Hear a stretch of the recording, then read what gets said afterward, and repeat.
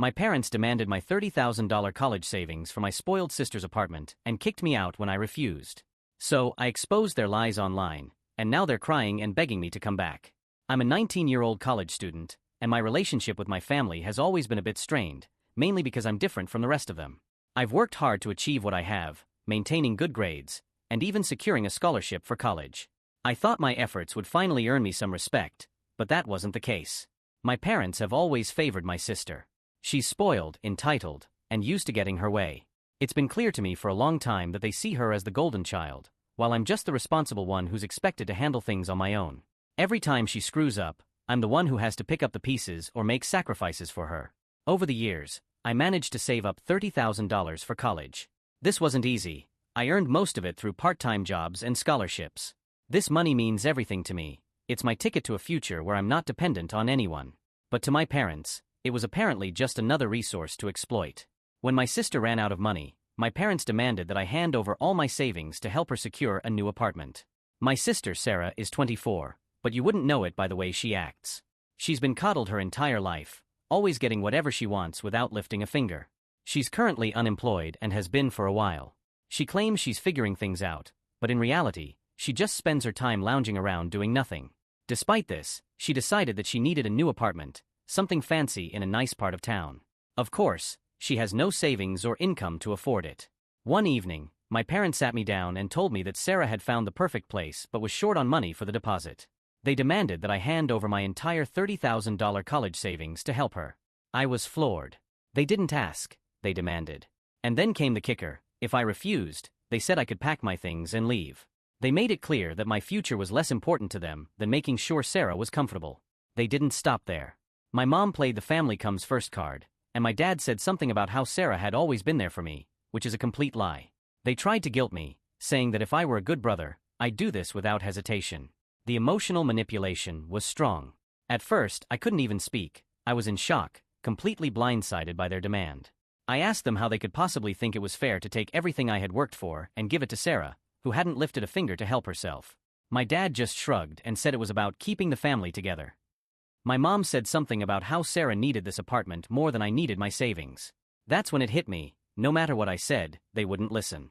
They didn't care about what was fair, they only cared about Sarah. The next few days were a mess, constantly weighing my options.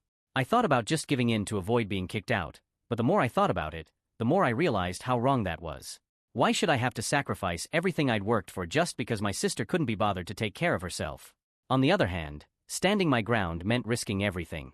I didn't have anywhere to go if they kicked me out. I even considered reaching out to some extended family members, but I knew it wouldn't help. Most of them were just as taken in by Sarah's act as my parents were. I felt trapped, like no matter what I chose, I was going to lose something important. Finally, I decided I wasn't going to let them push me around. I started researching my legal rights. I knew that as an adult, they couldn't just take my money without my consent. I also made sure to secure all my important documents, birth certificate, passport, bank information, in case things went south. I even started quietly packing some of my valuables and moving them to a friend's place, just in case I had to leave in a hurry. I knew I had to be prepared for the worst-case scenario of being kicked out with nowhere to go. So, I reached out to my college's housing office to see if they had any emergency accommodations available. They didn't, but they pointed me towards some local resources that could help. It wasn't much, but it was something. When I finally confronted my parents, I was firm. I told them there was no way I was giving up my savings, and that if they really wanted to kick me out over this, I was ready to leave. My dad got furious, accusing me of being selfish and ungrateful. My mom started crying, saying she couldn't believe I was willing to tear this family apart over a little money. If it was really little money, why didn't they pay for it? Then, of course, Sarah threw a tantrum.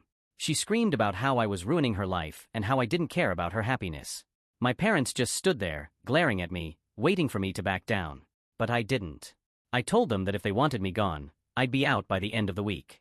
The next few days were hell. My parents barely spoke to me, and when they did, it was only to throw more guilt my way. My mom started giving me the silent treatment, while my dad resorted to making snide comments every time I was in the room. Sarah refused even to look at me, as if I had personally betrayed her. They kept up with the threats and emotional blackmail, trying to wear me down. Despite the hostile environment, I kept preparing to leave. I secretly moved the rest of my valuables to my friend's place and made arrangements to stay with them temporarily if needed. The breaking point came one morning when I found out that my parents had tried to access my bank account. They thought they could just take the money and deal with the fallout later, but I was one step ahead of them. I had already emptied the account and closed it. When they realized what I'd done, they were livid. My dad yelled at me, calling me ungrateful and saying I was destroying the family. My mom just cried and kept asking how I could do this to them. But I didn't back down. I told them they had crossed the line and that I was done being their scapegoat.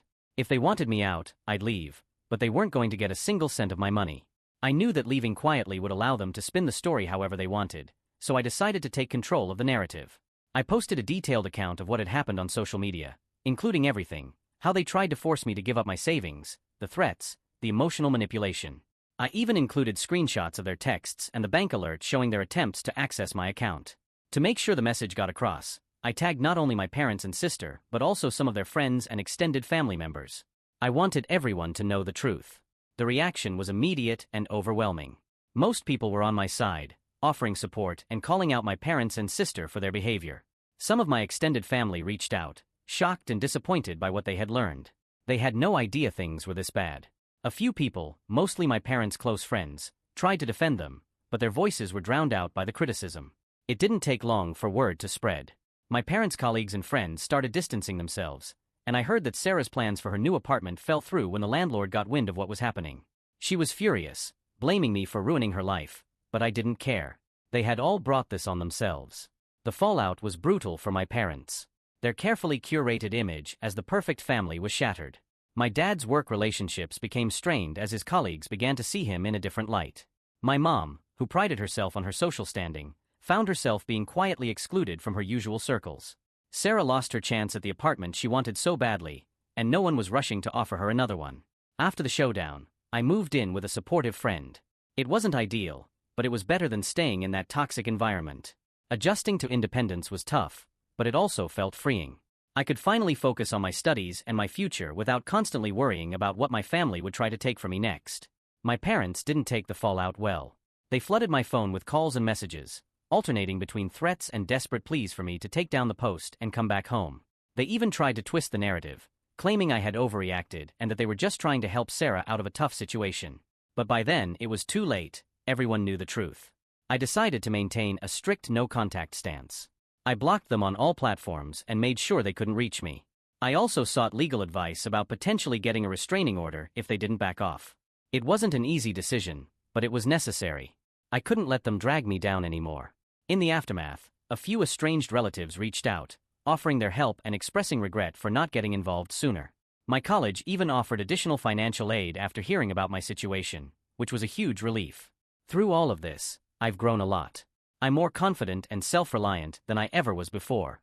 My academic performance has actually improved now that I'm not constantly stressed about my family. I've also made new friends and built a support network that I can actually rely on. Looking ahead, I'm focused on achieving complete financial independence. I'm also seriously considering cutting ties with my family for good. The cycle of toxicity has gone on long enough, and I'm committed to breaking it. It's not going to be easy, but I'm determined to build a better future for myself. One where I'm not constantly looking over my shoulder, waiting for the next betrayal. Update: it's been about 3 months since I posted my original story, and a lot has happened. I want to thank everyone for their support and advice. It really helped me get through some tough times. After I moved out and went public with what happened, things got pretty crazy. My parents and Sarah didn't take it well at all. They kept trying to contact me, switching between angry threats and guilt-tripping. I stayed firm with my no-contact rule, but it wasn't easy. About a week after I left, my mom showed up at my friend's place where I was staying. I have no idea how she found out where I was. She was crying and begging me to come home, saying they had made a mistake and wanted to make things right. I almost felt bad for her, but then she started in on how I was tearing the family apart and how Sarah was suffering because of me. That's when I knew nothing had really changed. I told her to leave, or I'd call the police. She left, but not before saying I was breaking her heart. The next day, my dad called my college, trying to get information about my classes and schedule. Luckily, I had already talked to the administration about my situation, so they didn't give him anything. But it freaked me out that he was trying to track me down like that. Things escalated when Sarah started showing up at places she knew I frequented, the library, the coffee shop near campus, even outside some of my classes. She'd try to corner me, alternating between screaming at me for ruining her life and begging me to give her the money. It got so bad that I had to change my routines and ask friends to walk with me between classes. About a month after I left, I got a call from my aunt, my mom's sister. She said she wanted to meet up and talk. I was hesitant, but she had always been kind to me, so I agreed to meet her in a public place. When I got there, I found out my parents had put her up to it, and they were hiding at a nearby table waiting for me. I felt so betrayed. I left immediately and blocked my aunt's number too. The social media fallout continued. My parents tried to do damage control by posting their own version of events, claiming I was a troubled kid who had stolen money from them and run away. Some people believed them, but most saw through it. It was hard seeing family friends and distant relatives take sides, but I was grateful for those who stood by me. Sarah took it to another level.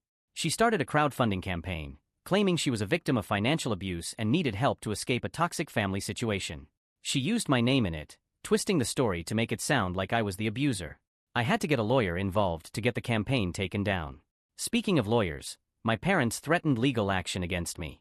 They claimed I owed them money for raising me and that they had a right to my savings.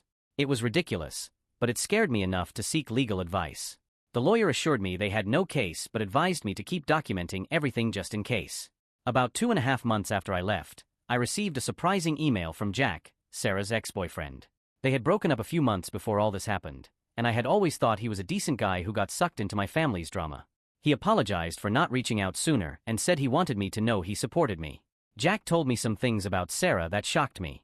Apparently, she had been cheating on him throughout their relationship, often with guys who could buy her expensive gifts or take her on trips. He said she was always talking about how she deserved a more luxurious lifestyle and how unfair it was that she had to work for anything. It made me see her behavior in a new light. I also found out from Jack that Sarah had been fired from her last job for stealing. My parents had covered it up by paying back what she took to keep the company from pressing charges. I was furious that they'd done that while expecting me to give up my hard-earned savings. About 3 months after I left, I got a call from a number I didn't recognize. It turned out to be my grandfather, my dad's father. We had never been close, he lived in another state, and we only saw him every few years. He said he had heard what happened from a cousin and wanted to hear my side of the story. I was cautious at first, after what happened with the aunt, but as we talked, I realized he was genuinely concerned. He told me he'd had his own issues with my dad over the years and that he wasn't surprised by what had happened. He apologized for not being more present in my life and offered to help me out financially if I needed it. I was touched by his offer but told him I wanted to make it on my own. He respected that but said the offer would stand if I ever changed my mind. It meant a lot to know that I had some family on my side. The conversation with my grandfather made me curious about other family members I had lost touch with. I reached out to a couple of cousins on my mom's side who had always gotten along with me. One of them, Megan, told me she had her own issues with my parents and Sarah over the years.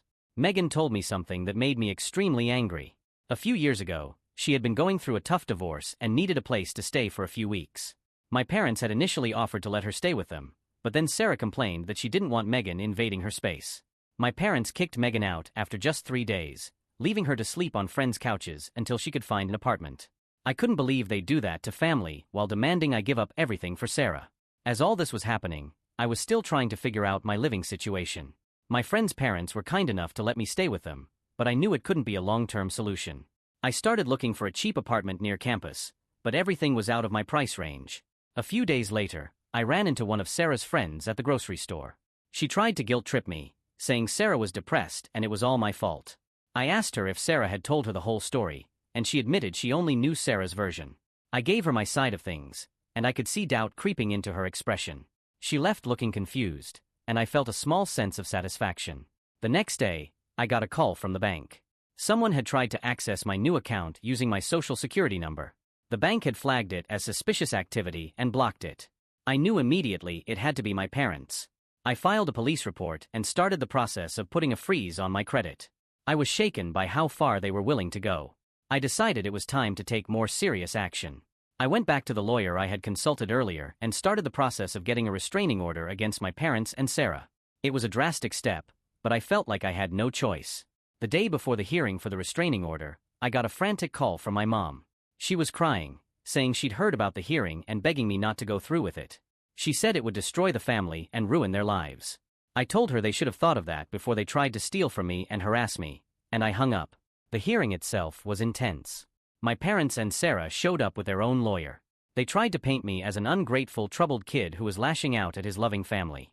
But I had evidence: the texts, the emails, the social media posts, the bank records. The judge saw through their act and granted the restraining order. After the hearing, as I was leaving the courthouse, Sarah tried to approach me one last time. She looked terrible, like she hadn't been sleeping. She started to say something about how sorry she was, but then her face twisted, and she spat out, "I hope you're happy now that you've ruined all our lives." A bystander stepped in and led her away. It was the last time I saw her. Since then, I've been focusing on getting on with my life. My friends have been a huge support, and I've started working part-time to help cover my expenses. It's not easy, but I feel stronger and more determined than ever. My life is finally my own, without the weight of my family's manipulation and guilt.